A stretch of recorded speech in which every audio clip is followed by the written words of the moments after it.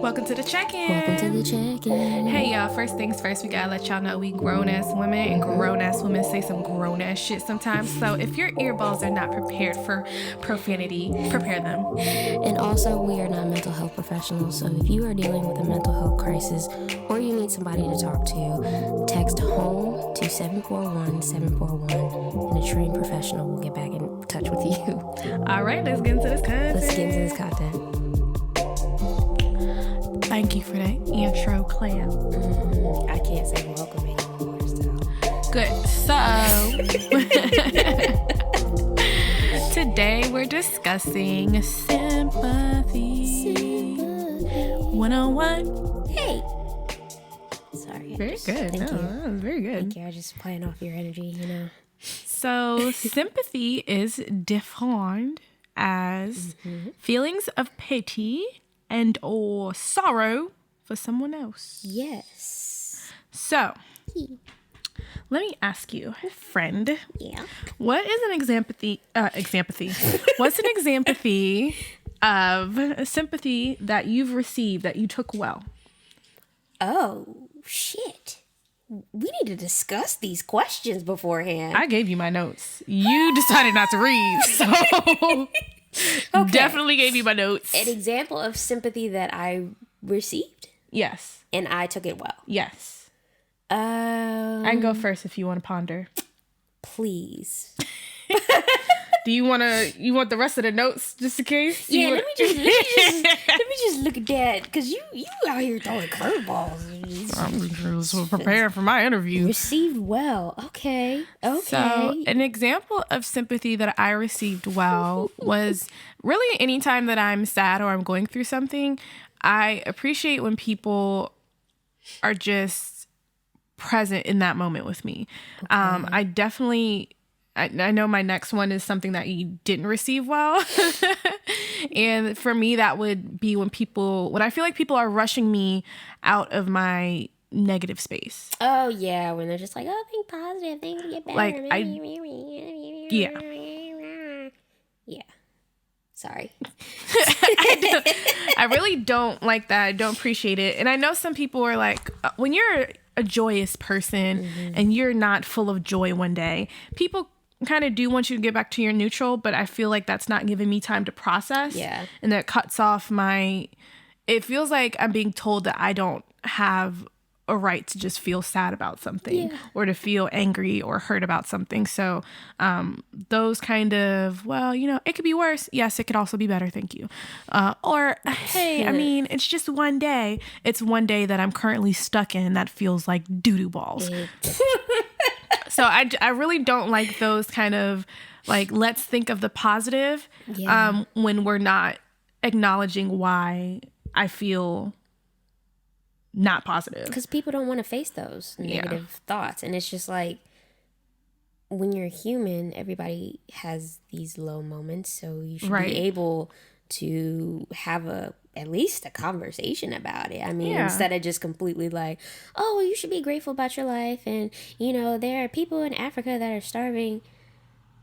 Because it makes it seem like you can't have a bad day and still be grateful for what you have. Like, I wouldn't be like, oh, I hate that I have water damage in my house every damn year.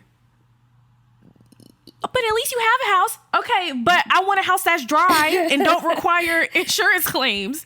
Like, I can still be appreciative that I have a house and still be disappointed that I'm having struggles with my house. So, like, that kind of stuff I don't really appreciate. I like when people are just like, I'm sorry that you're going through that. I'm here for you if you need anything. If you just want to vent. People who just allow you to vent, bless you. Yeah. Bless you and your whole family lineage, because you are wonderful. Not the family lineage. All of them. All of them. Your kids. I mean, because it is... Your cat, your dog, your tree. Your mother, your father. Your bird. Your sister, your brother. The crickets in your basement. Oh, no, you can keep that. Gross. But, the spiders that keep the crickets away from your house. Not the spiders. It says Spider Woman over here. I am not going to disagree with that statement. Attracts all the spiders. That doesn't mean that I like them. I don't like the things that I attract, and that can go in so many different ways. can go in so many different things. Oh, no. But no, yeah, so going back to your question that you asked me. An example of sympathy that you received well? Don't tell me you had no. I mean, it's easy to say, like, it would come from you. Because, like, you just know how... You can read the room very well. Okay? I was reading the room. As her ego was getting big AF.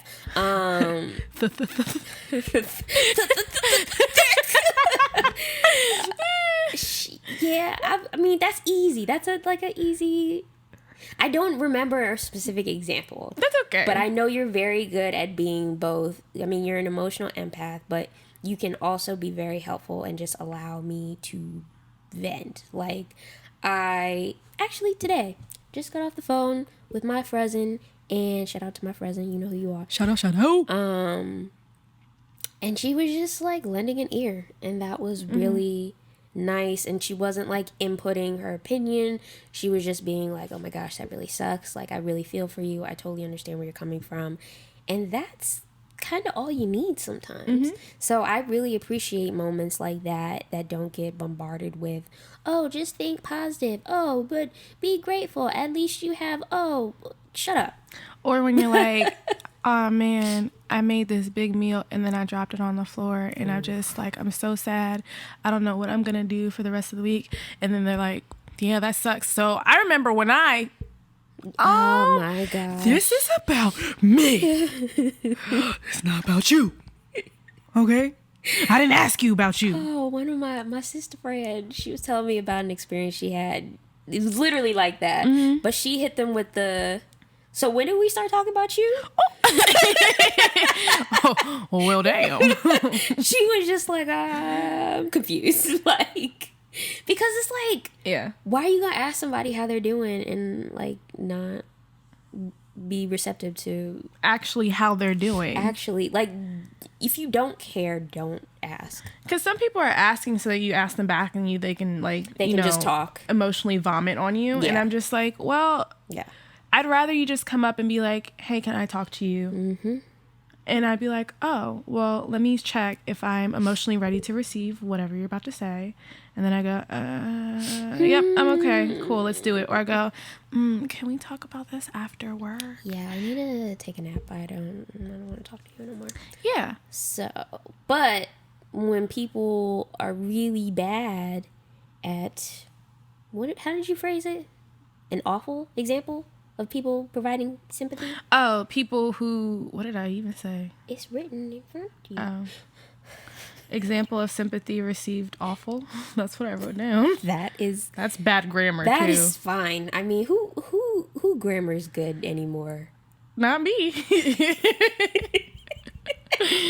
There would be red squiggly lines under this part. Oh my goodness. No, the example that I gave was people who, I don't really remember what I said. So people who rush you out of your negative space. That too. So I was gonna say, like, to piggyback off of that, was during your stages of grief, like when you're mourning a loss. Yeah. People really don't know what to say, and it's unfortunate. Like, I'm definitely one of those people that's just like, hey, there's nothing I'm going to say that's going to make you feel better. So if you need anything, just let me know. Yeah. And I just kind of leave it at that. Like, I don't handle death very well, and I don't know how to, I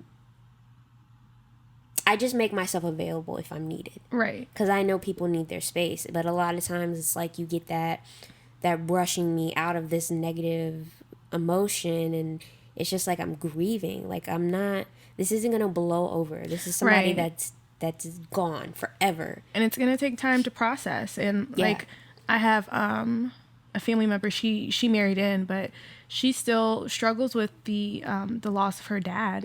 And it's been a few years. I want to say it's been maybe 5+ years, but you can't put a timeline on grief. Exactly. And I saw something on the socials that was saying, if you don't understand why somebody is still grieving after 10, 15 years, count yourself lucky that you don't understand what that feels like. Yeah. And it's awful. Like, I've been there, and it's just like, I don't talk about it to people because I know, like, the sympathy won't help me in that instance. So I just got to keep it to myself.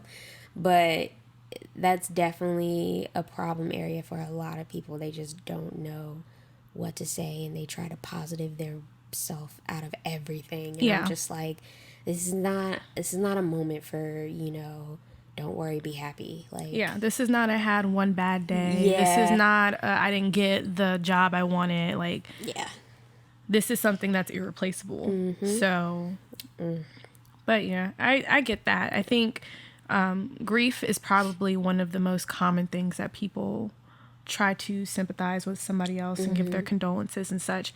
And everybody grieves differently. I know I recently had somebody ask me, like, oh, hey, like, my roomies are going through, the loss of a family member.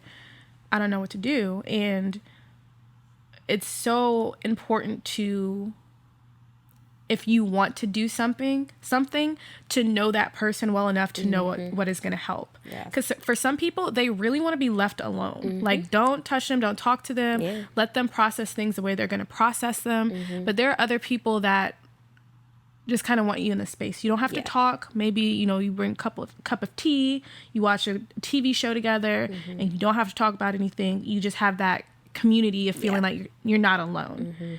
And that you don't have to talk about the elephant in the room. Everybody knows it's there, and you just have somebody keeping you company with that elephant. So sometimes people just want a distraction. Yep. Yeah. So I think, let's see what else. Best way to. So the next thing I put down was the best way to accept sympathy. And this is always kind of tough, especially if the sympathy you're being shown is not something that you want. And to expect somebody who's going through a tough time that needs sympathy and is not getting the right kind of sympathy to be gracious enough to be like, hey, this is not helping, please don't do that. I think that's a bbig expectation, and I don't think that's fair. I mean, you could always hit them with the, I appreciate the effort, however, no. It seems like so much extra stuff to put on top, and that person 9 out of 10 is going to end up just saying thanks. Like just to, like, avoid the conversation, because they're already not getting something that they need, and so what is the point of even trying to rectify the situation? So I think maybe, if you find yourself in a situation where you want to be sympathetic to somebody who's going through something, the best way to make sure that your form of sympathy is accepted is to really think about that person and not to overdo it. Like, don't, hey, you just gotta get your mind off it, let's go to Vegas for the week. Like don't do that. Sometimes a card is sufficient. Sometimes a hug is sufficient. Don't do it at work because they might cry, but do it in a parking lot when they're about to go home. So they don't have to sit at work with red eyes.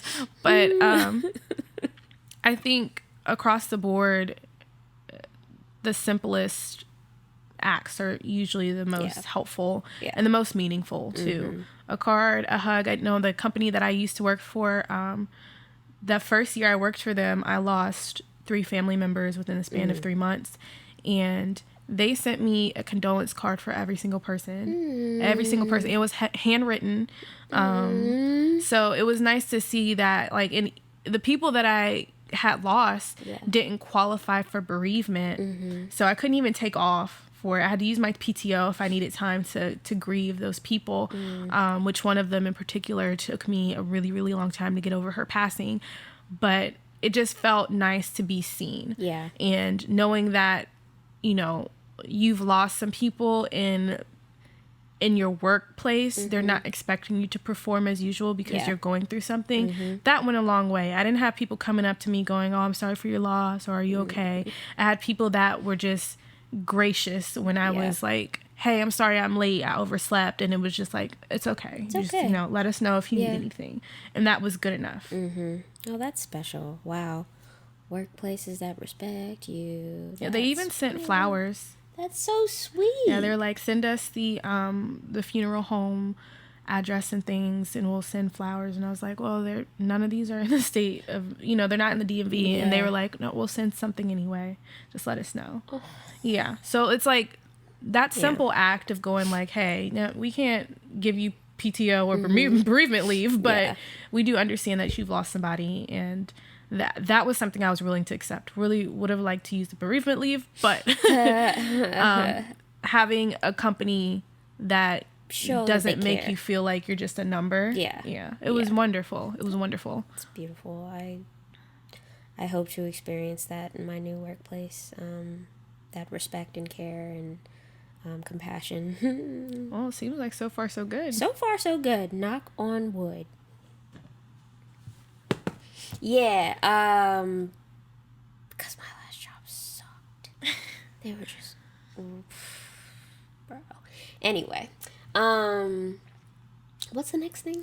The best way to show sympathy. So what is a go-to form of sympathy that you've been able to show to people that's usually received very well?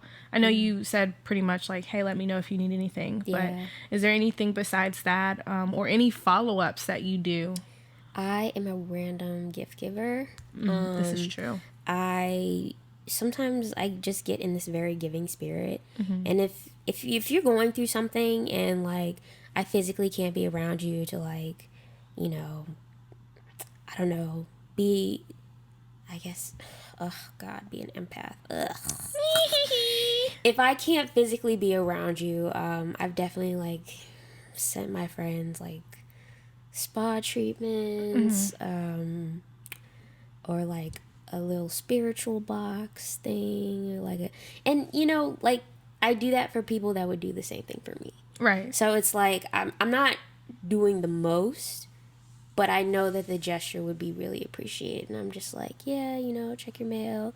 There's gonna be something in there. It's like small. Don't worry about it. Just take some time for yourself. Yeah. And I love doing stuff like that. I feel like, if I can't save the world, I can at least make your day or an hour of your day happy. Right. So, boom.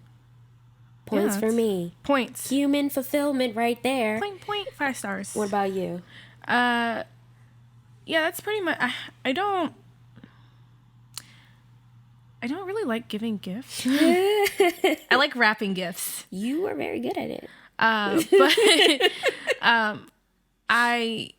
I go overboard with my gifts sometimes. So I try to be cognizant especially if it's a death, that I don't do something that's too much. Yeah.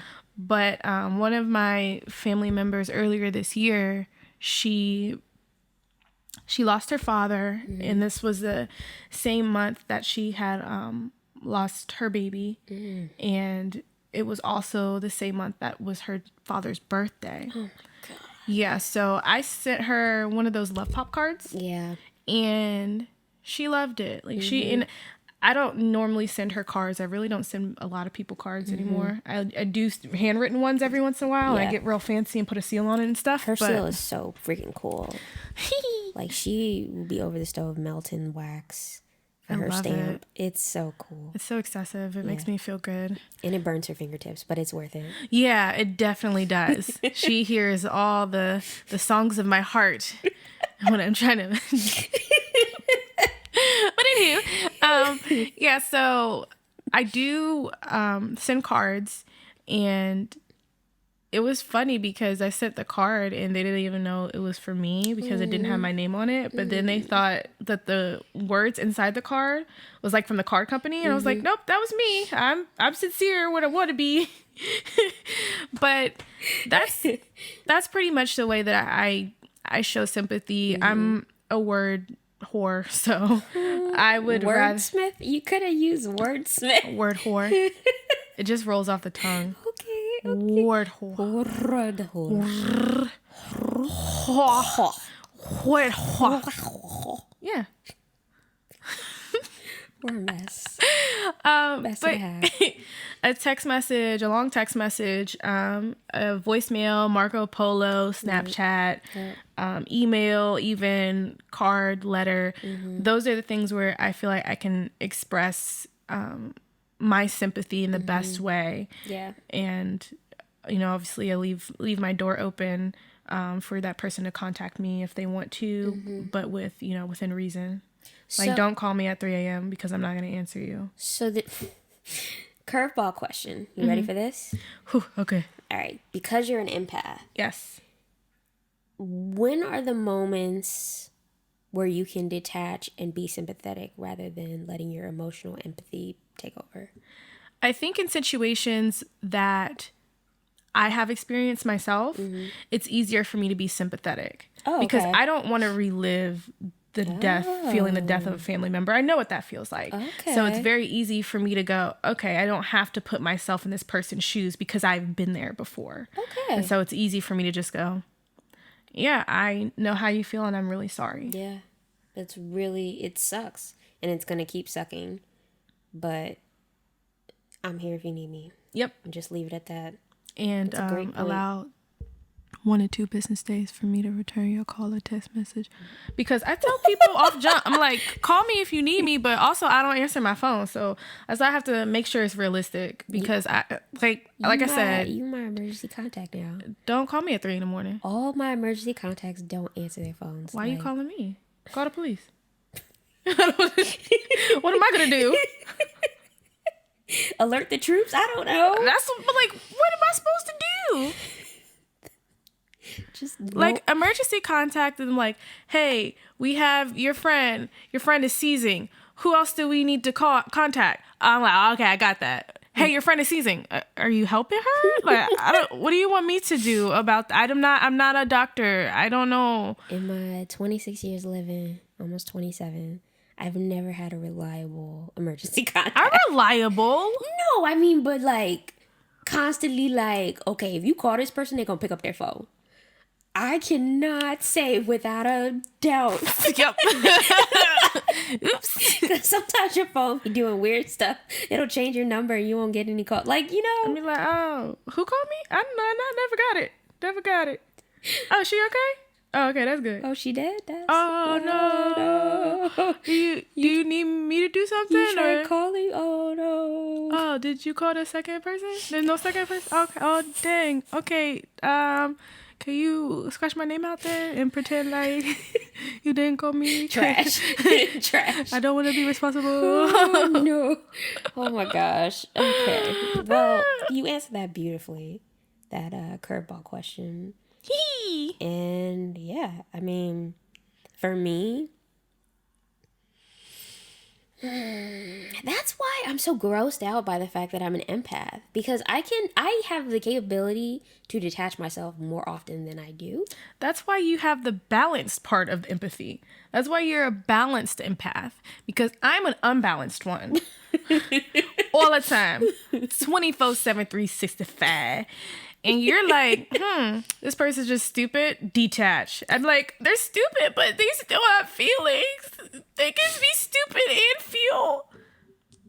They can be over there. See, and that's why you this last one, that is the best of both worlds. Because you be using your brain and your heart. And I only use my heart.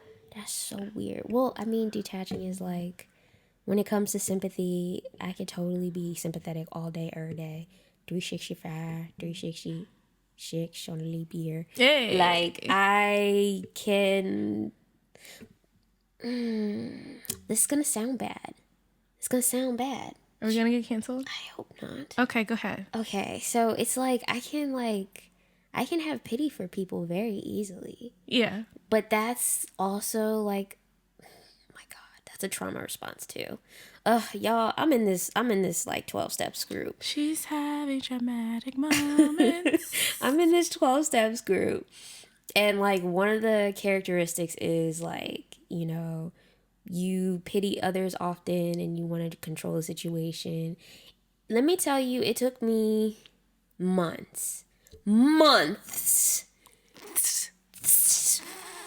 to agree with this characteristic when it was me to a T. Like, it was like, hey, you want a picture of me? Well, here's all these characteristics you're going to get with it. Like, have you ever read a book and the book read you? Bro. That's the story of her life. I was so... Because it's surprising. Because it's like when you think, oh, you're pitying people, like there's a negative connotation with that. Like I think initially I thought it was like, oh, like you think you're better than people, so you gotta pity them. Yeah. But that's not it at all. It's just like you're always sympathetic towards people's experiences and their traumas. Like, even if they do me wrong, I could still be, oh God, that sounds like the cognitive empath. Ugh. Sorry. Can you see their perspective? Is that where you were going? Huh? Yes! She thought she was an empath. Oh, Jesus. Even when they do me wrong, I could still be like, oh, well, you know, they never got love from their grandmother. Squirrel. Oh. Okay. Grandmother squirrel. They never got love from Granny Squirrel, and it's caused this hard exterior, and that's why they're lashing out, and I feel bad. You're saying them. These words, and you look embarrassed and disgusted with yourself. I literally just want to yeet myself off the roof right now. I am. Well, it's safe up there. It's new. Thoroughly disgusted. But yeah, this is all coming full circle, and now I feel... Disgusting again? I feel gross. Yay! Awesome. So, yeah, that's pretty much what we had for sympathy. So, if you are somebody who's awesome at being sympathetic towards other people, good on you. Especially if you can do that without checking your empath boxes. You're I was about to say subhuman. You are superhuman. You're an X-Men. And you're awesome. Yep. And you should be, I don't know, like the leader of something. Anywho, I think we can go into our next segment. Our next segment. Okay. All right.